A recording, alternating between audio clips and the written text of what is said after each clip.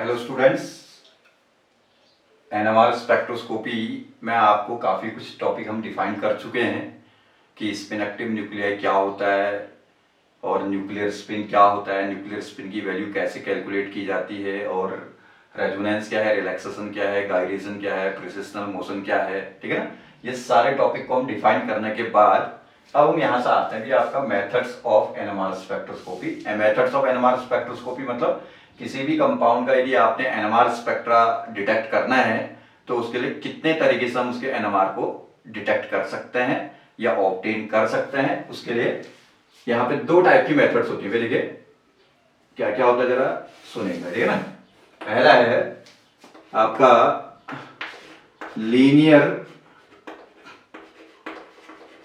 SVEEP method, linear sweep method, and second one is field sweep method। ठीक है, देखिए linear sweep method क्या होता है उसको डिफाइन करने के लिए सपोज हमने यहां से कंसिडर कर लेते हैं। सपोज एक आपका स्पिन एक्टिव न्यूक्लियाई है जो आपने कहा रखा कि एक्सटर्नल मैग्नेटिक फील्ड में आपने पुट किया, तो स्पिन एक्टिव न्यूक्लियाई का क्या अलाइनमेंट होगा एक्सटर्नल मैग्नेटिक फील्ड के डायरेक्शन में। ठीक है, देन इसमें आपने परपेंडिकुलर क्या डाला, आरएफ रेडिएशन आपने इंट्रोड्यूस किया इसमें, तो इसमें ये डाल दिया आपने आरएफ रेडिएशन। ठीक हो गया। अब मान लेते हैं कि एक्सटर्नल मैग्नेटिक फील्ड का एक फिक्स आपने स्ट्रेंथ रख दिया, H0 से डिनोट करते हैं। सपोज आपने 1.41 टेस्ला का आपने एक्सटर्नल मैग्नेटिक फील्ड इस पर अप्लाई किया गया। ठीक है, कितना 1.41 टेस्ला का आपने एक्सटर्नल मैग्नेटिक फील्ड जब इस पे अप्लाई किया तो उस एक्सटर्नल मैग्नेटिक फील्ड की स्ट्रेंथ पर ये कहेंगे इस कांस्टेंट एक्सटर्नल मैग्नेटिक फील्ड की स्ट्रेंथ पर आपका जो ये प्रिसिशनल न्यूक्लिया है, सॉरी ये तुम्हारा क्या कहते हैं स्पिन एक्टिव न्यूक्लियाई है जो कि मैग्नेटिक फील्ड के डायरेक्शन में अल्फा स्पिन स्टेट पे प्रेजेंट होगा। इससे पहले वाली वीडियोस को देखा ना ध्यान से, जो विद द डायरेक्शन होता है वो alpha lower energy spin state होता है, अगेंस्ट टू फील्ड होगा तो higher energy beta spin state पे होता है। ठीक है, तो ये विद द फील्ड है तो 1.41 टेस्ला का external magnet constant external magnetic field जब आपने इस पे अप्लाई किया तो ये जो न्यूक्लियाई होगा ये न्यूक्लियाई इस कांस्टेंट मैग्नेटिक फील्ड की स्ट्रेंथ पर एक सर्टेन फ्रीक्वेंसी के साथ यहाँ पे प्रिसिशन कर रहा होगा आपका। ठीक है, तो उसकी प्रिसिशनल फ्रीक्वेंसी का एक फॉर्मूला आता है हमारे पास म्यू जीरो, ये भी सब हम डिफाइन किए हुए पहले, mu beta into H0 divided by I into HK। ठीक हो गया। तो सपोज आपने म्यू की जो वैल्यू होती है आप पुट करेंगे तो 2.79 ये होता है nuclear spin for proton. Beta आपका क्या होता है, ये होता है बोर ये तुम्हारा बोर मैग्नेटॉन, इसकी वैल्यू होती है 5.051 इंटू 10 की पावर माइनस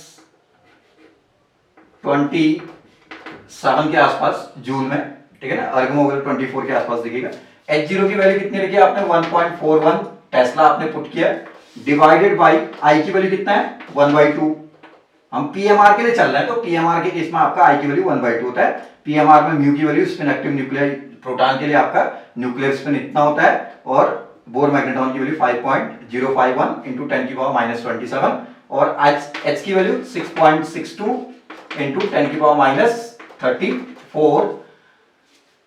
इतनी आप वैल्यू पुट करेंगे तो ये जो कैलकुलेशन आएगा भैया, this calculation comes to be 60 megahertz. ठीक है, कितना आता है न्यू जीरो की वैल्यू कितनी 60 मेगाहर्ट्ज। ये न्यू जीरो क्या है, प्रिसिशनल फ्रीक्वेंसी है।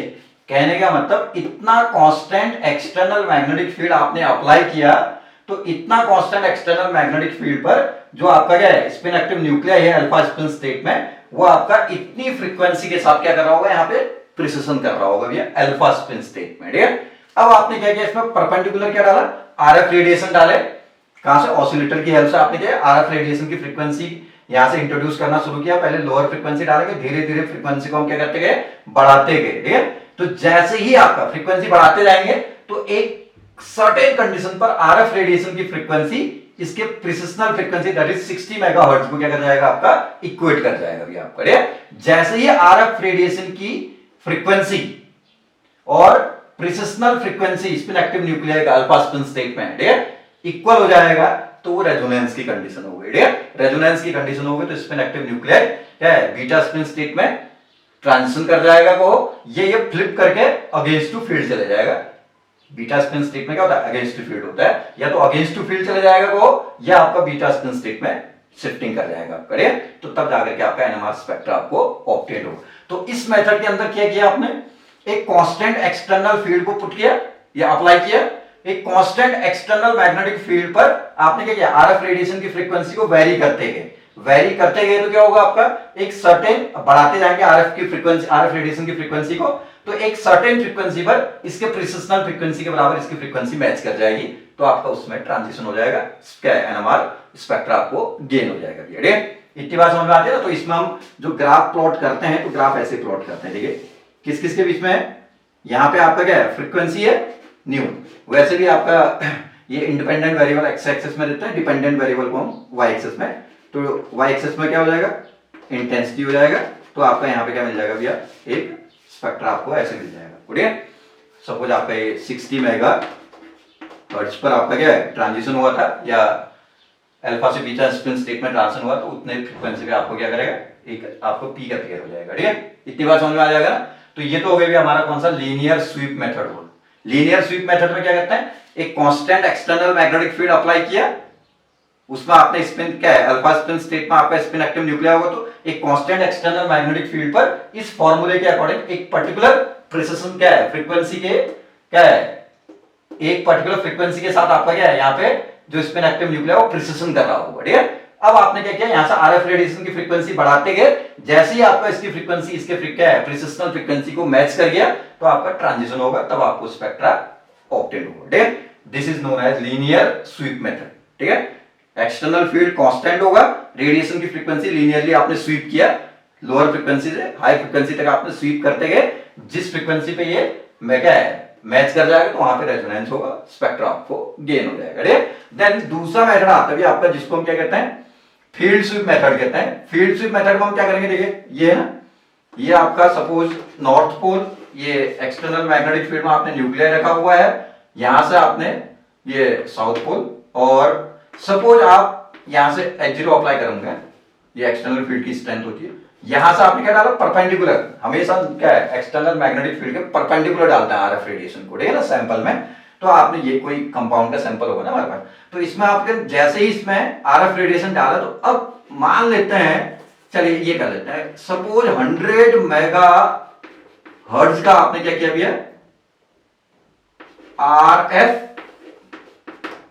रेडिएशन डाल दिया आपने। ठीक है, मींस इस केस में आपने क्या कर दिया, जो आप रेडियो फ्रीक्वेंसी रेडिएशन इसमें इंट्रोड्यूस कर रहे हैं उसकी फ्रीक्वेंसी को आपने कांस्टेंट कर दिया, कंटिन्यूअस आपने 100 मेगाहर्ट्ज का फ्रीक्वेंसी इसमें इंट्रोड्यूस कर दिया। ठीक है, और एक्सटर्नल फील्ड की स्ट्रेंथ को धीरे धीरे क्या करते जाएंगे आप बढ़ाते जाएंगे। ठीक है, एक पर्टिकुलर एक्सटर्नल फील्ड पर एक पर्टिकुलर फ्रीक्वेंसी के साथ ये क्या है प्रिसिशन कर रहा होता है।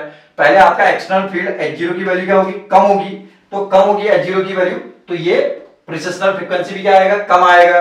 ठीक हो गया, धीरे धीरे धीरे धीरे आप एक्सटर्नल फील्ड की स्ट्रेंथ को बढ़ाते जाएंगे, तो यहाँ पे जो अल्फा स्पिन स्टेट पे जो न्यूक्लियर होगा उसका प्रिसिशनल या प्रिसिशनल फ्रीक्वेंसी भी क्या होती जाएगी आपकी बढ़ती जाएगी। ठीक है, और जैसे ही आपका क्या है एक कॉन्स्ट क्या है जैसे जैसे आप इसको बढ़ाते जाएंगे तो एक पर्टिकुलर एक्सटर्नल मैग्नेटिक फील्ड पर एक्सटर्नल मैग्नेटिक फील्ड की स्ट्रेंथ पर इसकी क्या है प्रिसिशनल फ्रीक्वेंसी 100 मेगाहर्ट्ज हो जाएगी। ये तो फिक्स कर रखा है ना 100 मेगाहर्ट्ज, तो ये हमने क्या करेगा धीरे धीरे बढ़ाना शुरू किया, एक्सटर्नल फील्ड की स्ट्रेंथ को बढ़ाते जाएंगे तो आपका ये थोड़ा इसका प्रिसिशनल फ्रीक्वेंसी बढ़ेगा, क्योंकि precessional frequency is directly proportional to external field की स्ट्रेंथ के, तो स्ट्रेंथ को बढ़ाएंगे तो प्रिसिशनल फ्रीक्वेंसी भी तो बढ़ेगा ना, तो बढ़ाते जाएंगे एक्सटर्नल फील्ड की स्ट्रेंथ को तो प्रिसिशनल फ्रीक्वेंसी भी बढ़ते जाएगा। एक सर्टेन आपका एक्सटर्नल फील्ड की स्ट्रेंथ पर इसकी प्रिसिशनल फ्रीक्वेंसी कितना हो जाएगा 100 मेगाहर्ट्ज हो जाएगा, तो उस समय इसके साथ क्या है ये इक्वेट कर गया तो आपका रेजोनेंस आ जाएगा, तो ये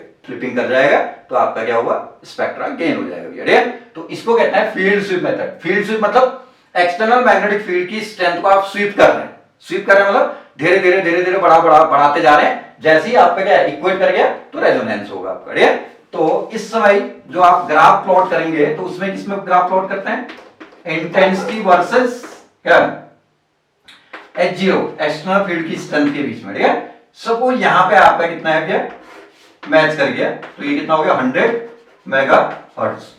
कहने का मतलब एक्सटर्नल मैग्नेटिक फील्ड की एक पर्टिकुलर वैल्यू पर आपका क्या होगा, प्रेसिशनल फ्रीक्वेंसी क्या है 100 मेगाहर्ट्ज का हो गया होगा, तो 100 मेगाहर्ट्ज की फ्रीक्वेंसी को रेडिएशन को एब्जॉर्ब करेगा और ट्रांसफर होगा, स्पेक्ट्रा आपको गेन हो जाएगा। तो इसमें H0 को स्वीप करेंगे, इसमें किसको स्वीप कर रहा है आप, ये क्या है रेडिएशन की फ्रीक्वेंसी को स्वीप कर रहे हैं, मतलब फ्रीक्वेंसी को धीरे धीरे बढ़ाते जाएंगे, जैसे ही आपका रेडिएशन की फ्रीक्वेंसी इसके प्रेसिशनल फ्रीक्वेंसी को मैच करेगा तब ट्रांसफर होगा। यहां आपका ये फिक्स है, तो यहां फील्ड की स्ट्रेंथ को बढ़ाते जाएंगे, फील्ड की स्ट्रेंथ बढ़ा देंगे, H0 बढ़ाएंगे, तो बढ़ाते जाएंगे तो प्रेसिशनल फ्रीक्वेंसी भी बढ़ते जाएगा, एक सर्टेन फील्ड स्ट्रेंथ पर आपका इसकी प्रेसिशनल फ्रीक्वेंसी कितनी हो जाएगी 100 मेगाहर्ट्ज के बराबर हो जाएगा, तो उसमें रेजोनेंस होगा, ट्रांसफर हो जाएगा, स्पेक्ट्रा गेन हो जाएगा। ठीक है, तो ये भी हमारे पास दो टाइप की मेथड्स हैं, एक लीनियर स्वीप मेथड और एक फील्ड स्वीप मेथड। जिन दोनों मेथड्स के थ्रू हम क्या करते हैं, कंपाउंड्स के क्या करेंगे भैया, यहाँ पे हम NMR स्पेक्ट्रा को ऑब्टेन कर सकते हैं। और ये ध्यान रखिएगा कि इसमें आपका क्या है, एक में हम क्या है रेडिएशन की फ्रीक्वेंसी को क्या है वेरी करते जाएंगे और फील्ड की स्ट्रेंथ को कांस्टेंट कर देंगे। ठीक है, और ये फॉर्मूला बिल्कुल दिमाग में रखना है। और एक में आपने क्या करना है, क्या है रेडिएशन की फ्रीक्वेंसी कांस्टेंट कर दी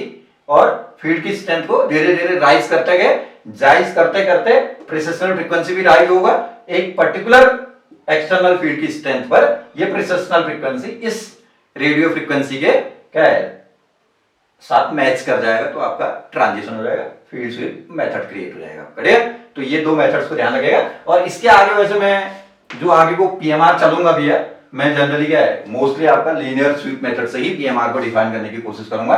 तो आप ध्यान रखिएगा कि लीनियर स्वीप मेथड में हम एक्सटर्नल फील्ड की स्ट्रेंथ कांस्टेंट करते हैं, RF को वेरी करते जाते हैं, तब जाकर के आपका स्पेक्ट्रा गेन होगा। ये आपका बहुत छोटा वैसे वीडियो है, टॉपिक है, लेकिन आप बड़ा काम का टॉपिक है भैया, आप इसको ध्यान से क्या अच्छे से वॉच करें तो आगे के वीडियो में आपको हेल्प मिलेगा। ठीक है, चलिए थैंक यू।